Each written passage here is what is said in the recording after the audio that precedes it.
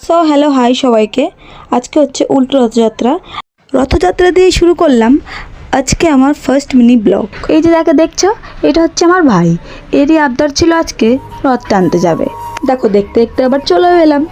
এদিকে আমার ভাই আবার আমাকে সাইকেল করে নিয়ে যাচ্ছিল আজকে। আর গিয়ে একটু ওয়েট করতে হচ্ছিল, কারণ রথের যে ঠাকুরগুলো থাকে জগন্নাথ, বলরাম, সুভদ্রা, ওরা এখনও বসানোই ছিল না। তো ওদেরকে আরতি করতে করতে সবাই নিয়ে আসছিল।